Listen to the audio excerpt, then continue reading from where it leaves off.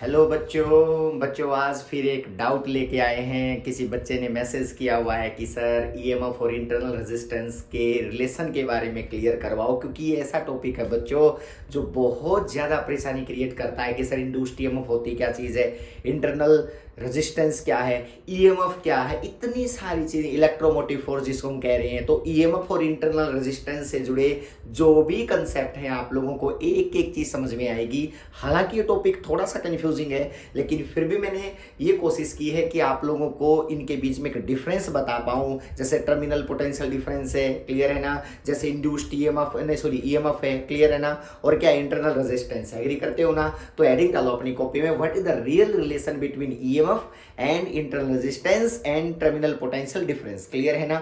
EMF मैं ऊपर लिख देता हूं बेटा, देखो ईएमएफ के बीच में, इंटरनल रेजिस्टेंस के बीच में, ध्यान से सुनना, इंटरनल रेजिस्टेंस के बीच में और टर्मिनल पोटेंशियल डिफरेंस, ये तीनों टर्म है ना, ये ध्यान से सुन लेना बेटा। Terminal potential difference, terminal potential difference, agree करते हो ना। अब ईएमएफ का सिंबल जो होता है ना बच्चों, वो होता है capital E, EMF. Internal resistance होता है स्मॉल आर, और बेटा टर्मिनल पोटेंशियल डिफरेंस को बोलते हैं वी। मतलब समझो, आप इनकी मैं प्रैक्टिकली फील करवाता हूं कि ये ईएमएफ है क्या, टर्मिनल पोटेंशियल डिफरेंस क्या है और इंटरनल रेजिस्टेंस क्या चीज है। उससे पहले कुछ चीजें मैं आपको बताना चाह रहा हूं, जल्दी जल्दी उसको नोट कर लेना बेटा। कि अगर देखो बेटा, आप लोगों को पता है कि भाई देखो एक इलेक्ट्रोलाइट्स है जैसे H2SO4, क्लियर है ना, H2SO4, और आपको ये भी पता है कि ये आयनाइज्ड है, इलेक्ट्रोलाइट से तो अपने आप ब्रेक हो सकता है 2H पॉजिटिव में और OH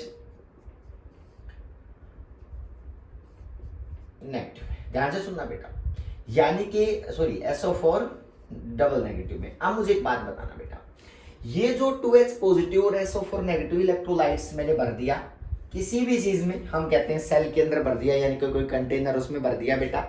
मान लिया इलेक्ट्रोलाइट्स यहां बनाए हैं, देखना बेटा, मान लिया बच्चों ये इलेक्ट्रोलाइट्स यहां फिल कर दिया मैंने, जिसमें 2H पॉजिटिव है, SO4 नेगेटिव है। तो देखना 2H पॉजिटिव है यहां पे लो, और यहां पे क्या है बोलो, SO4 2 नेगेटिव। लो ये भरे पड़े हैं बेटा, इलेक्ट्रोलाइट्स है, अपने आप ब्रेक हो रही है,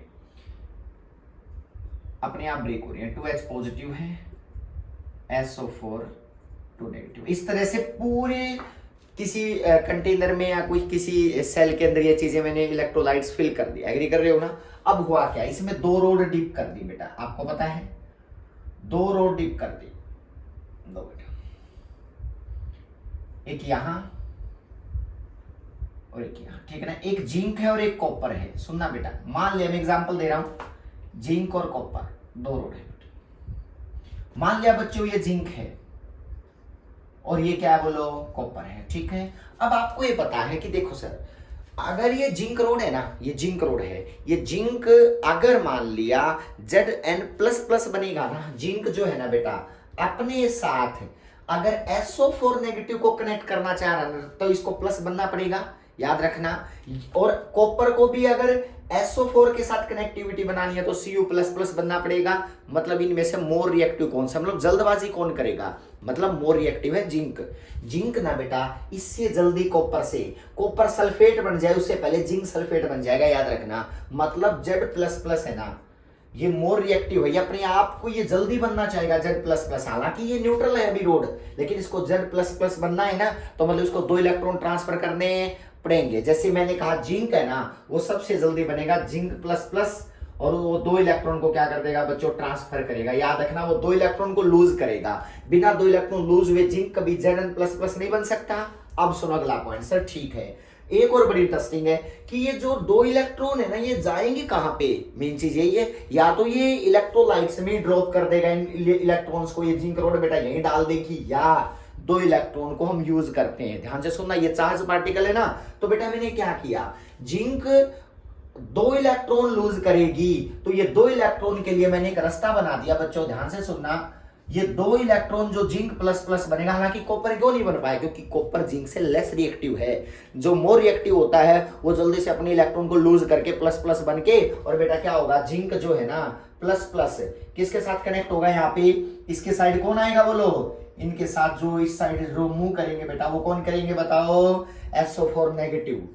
2 नेगेटिव, तो क्या बन जाएगा बच्चों बताओ, ZnSO4 बन जाएगा। क्लियर है यहाँ तक बेटा? जिंक सल्फेट बन जाएगा, यानी कि जिंक न्यूट्रल रोड है, इसको चार्ज्ड बनना है तो मुझे 2 इलेक्ट्रॉन निकालने पड़ेंगे। 2 इलेक्ट्रॉन जाएंगे कहाँ, मेन कंसेप्ट ये है। तो मैंने ऊपर से एक बैरियर बना दिया, बोला सर ये यहाँ से जाएंगे, देखो यहां से कनेक्ट कर दिया, एक ब्रिज बेटा, एक ब्रिज बना दिया, और उस ब्रिज के ऊपर रेजिस्टेंस है, याद रखना ये बाहर का सर्किट है, मैंने अंदर का सर्किट की बात नहीं की, बाहर सर्किट है, क्योंकि मैंने 2 इलेक्ट्रॉन को दूसरे साइड लेके जाना है। अगर जिंक को Z++ बनना है तो 2 इलेक्ट्रॉन को लूज करना ही पड़ेगा, और 2 इलेक्ट्रॉन कहां जाएंगे, यहां से निकलते हुए इसकी साइड जाना चाहेंगे, मतलब यहां से 2 इलेक्ट्रॉन चल पड़े बेटा, देखो ये इस साइड आएंगे, ध्यान से सुनना, यहां आके इकट्ठा होने की ट्राई करेंगे कॉपर के ऊपर।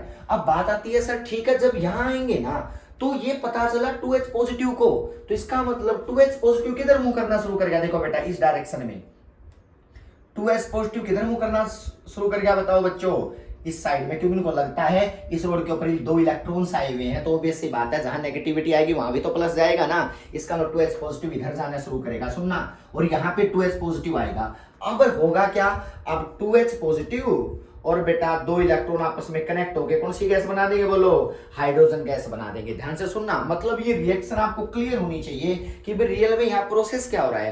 प्रोसेस हो रहा है जिंक 2 इलेक्ट्रॉन कॉपर की साइड ट्रांसफर करेगा बाहर वाले सर्किट से, अंदर नहीं बाहर वाले सर्किट से, और बाहर जो रेजिस्टेंस जुड़ा है ना बच्चों, इसका नाम होता है एक्सटर्नल रेजिस्टेंस, याद रखना, ये इंटरनल नहीं होता, ये एक्सटर्नल होता है, बाहर के रास्ते से 2 इलेक्ट्रॉन को जो ट्रांसफर करवा देगा, जो ब्रिज के थ्रू जा रहा है, वहां जो रुकावट महसूस होगी 2 इलेक्ट्रॉन को, वो कौन सा रेजिस्टेंस बोला जाता है बच्चों, एक्सटर्नल रेजिस्टेंस, सुनते जाना, एक्सटर्नल रेजिस्टेंस। अब अगला कंसेप्ट क्या है, अगला कंसेप्ट है सर एक बात बताओ, जो यहां पे जब सुनना बेटा ये हुआ क्यों है, क्योंकि 2 इलेक्ट्रॉन जा रहे हैं इधर, इस डायरेक्शन में कौन चल पड़ा 2H पॉजिटिव, इधर कौन चल पड़ा SO4 नेगेटिव। एक बात बताओ, जब ये यहाँ पे आयन की मूवमेंट है ना, ये आयन की मूवमेंट है ना, यानी कि जब यहाँ आयन मूव करेंगे एक दूसरे के साइड, 2H पॉजिटिव इधर, SO4 2 नेगेटिव इधर बेटा, तो इसका मतलब इस डायरेक्शन में जिंक सल्फेट बन जाएगा इधर आके, और उधर जाके कौन सी गैस बन जाएगी, बोलो हाइड्रोजन गैस बेटा, तो इसके साथ चिपक जाएंगे तो ये गैस, तो इसका मतलब ये बनाने के लिए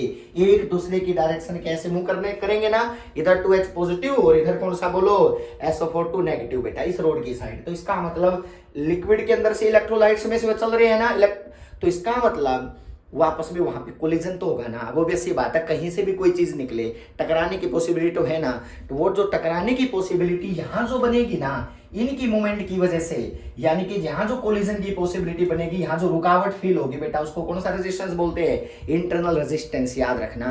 और जो इलेक्ट्रॉन के रास्ते में आएगा वो कौन सा है, बोलो एक्सटर्नल, यानी कि ये टनल बना के ऊपर से ब्रिज बना के लेके गया हूं, तो इसका मतलब ऊपर इलेक्ट्रॉन को ट्रांसफर करना है तो उसको फील होगा एक्सटर्नल रेजिस्टेंस, और बेटा जो इलेक्ट्रोलाइट्स के अंदर जो मूवमेंट हो रही है उसके अंदर जो रुकावट फील होगी एक दूसरे के कोलिजन वगैरह की वजह से, दैट इज इंटरनल रेजिस्टेंस। तो इसका मतलब इंटरनल रेजिस्टेंस होता क्या है, इंटरनल रेजिस्टेंस होता है कि जो मूवमेंट ऑफ आयन की में जो रिस्ट्रिक्शन फील होता है, यानी कि it is resistance offered due to electrolytes की वजह से बेटा, it is resistance offered bye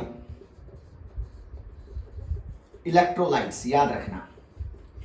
ये आयनिक बात है, ये इलेक्ट्रॉन की बात नहीं है, ये आयनिक है, तो इसको स्मॉल आर बोलते हैं बच्चों, याद रखना है स्मॉल आर है, दैट इज स्मॉल आर। यहां जो रुकावट फील होगी कोलिजन की वजह से, that is small r, clear है ना। अब 2 इलेक्ट्रॉन इधर से ऊपर निकल गए तो इनको कौन सी फील होगी, बोलो कैपिटल आर, क्लियर है ना। 10वीं क्लास में क्या था, कैपिटल आर का नाम तो आ जाता था, लेकिन अंदर की मूवमेंट में रुकावट फील करते ही नहीं थे।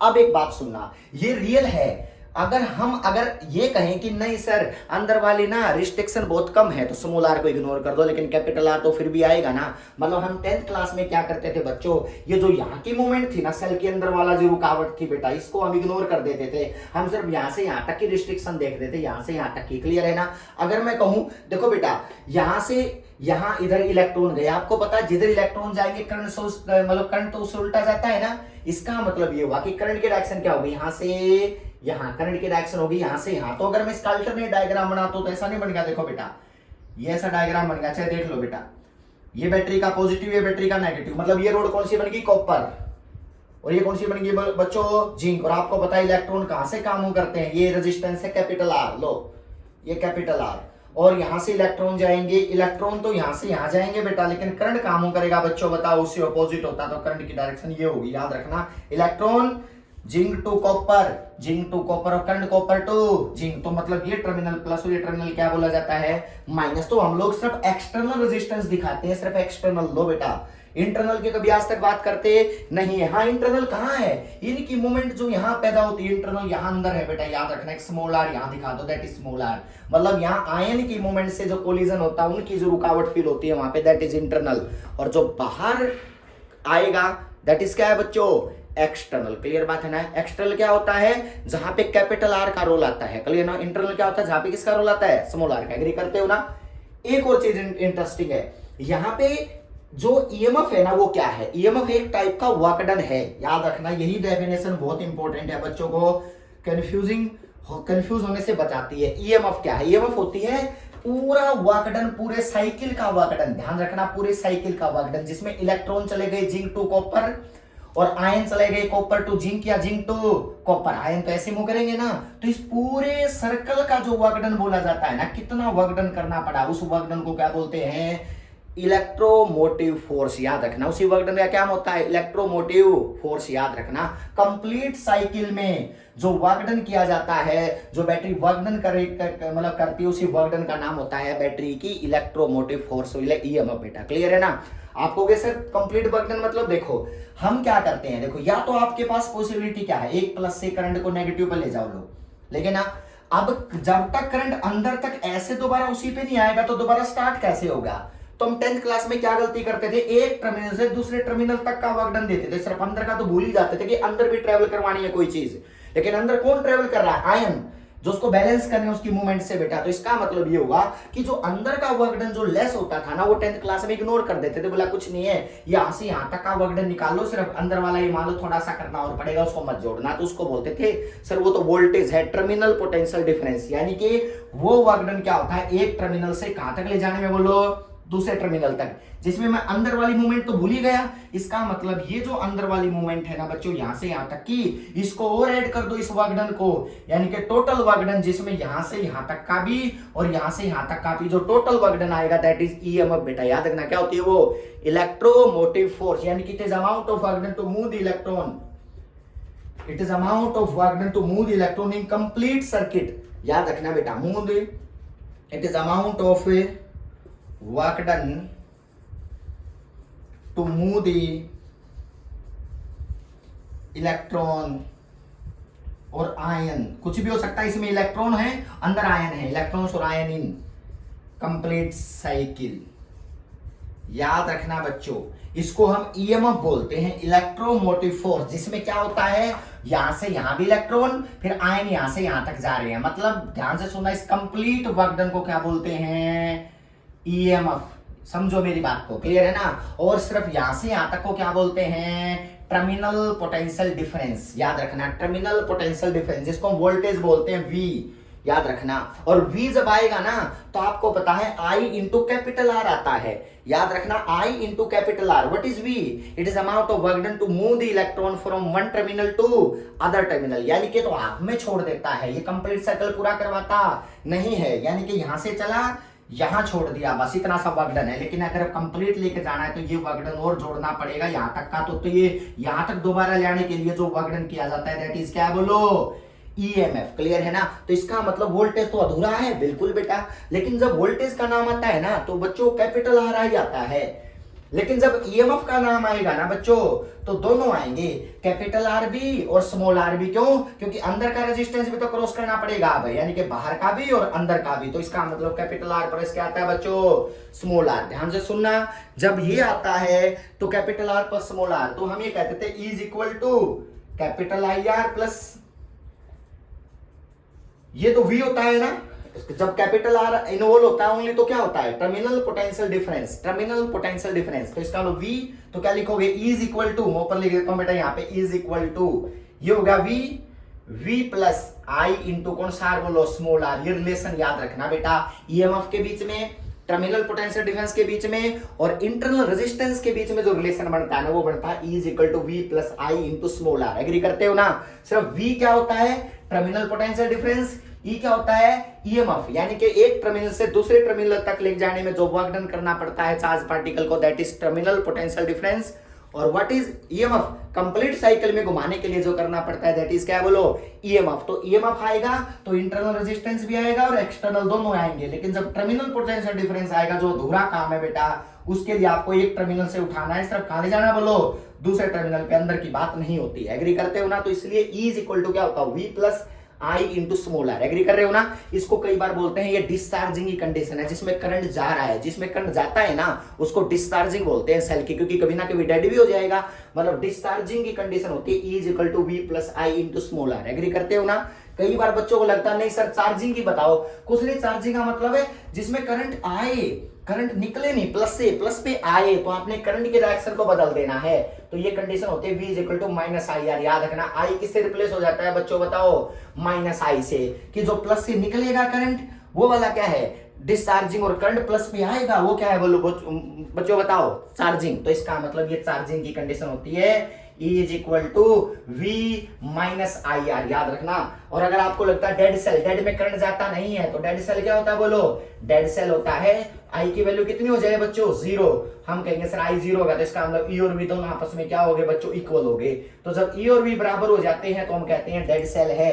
और अगर आपको लगता है कि E is equal to V minus I R है तो हम कहेंगे चार्जिंग है, E is equal to V plus I R है तो समझो क्या है, डिस्चार्जिंग है। ये तीन कंडीशन होती है किसी सेल की, इंटरनल रेजिस्टेंस, एक्सटर्नल, आपको मुझे लगता है क्लियर हो गया होगा, इंटरनल जो आयन की वजह से अंदर, एक्सटर्नल जो रास्ते में, बाहर वाले रास्ते में जो रुकावट फील होती है, और आपको लगता है ईएमएफ क्या होती है बच्चों बताओ, पूरे साइकिल में घुमाने का work done. Terminal potential difference क्या होता है, सिर्फ एक टर्मिनल बाहर से दूसरे बाहर की साइड छोड़ देना, जिसमें अंदर की मूवमेंट वाला वर्क डन साथ में इन्वॉल्व नहीं है। एग्री करते हो? तो आपको ये सारी चीजें क्लियर होनी चाहिए। बहुत ही इंपॉर्टेंट कंसेप्ट है जो बच्चों के माइंड में कहीं ना कहीं डाउटफुल रहता है। मुझे उम्मीद है कि आप लोगों को ये पसंद आया होगा। और भी अगर आप लोगों को कोई टॉपिक ऐसे लगते हैं सर वो तो समझ में नहीं आ रही, बड़ी अजीब से हैं, सारे टॉपिक क्लियर करवाऊंगा। आप मैसेज छोड़ देना नीचे कि सर ये टॉपिक है हमारा और हमें इसमें डाउट है, आप क्लियर करवाओ, डेफिनेटली करवाऊंगा। क्लियर है ना बच्चों? टेक केयर, बाय, मिलते हैं नेक्स्ट वीडियो को एक नया टॉपिक के साथ कोई बेटा। Thank you so much, bye.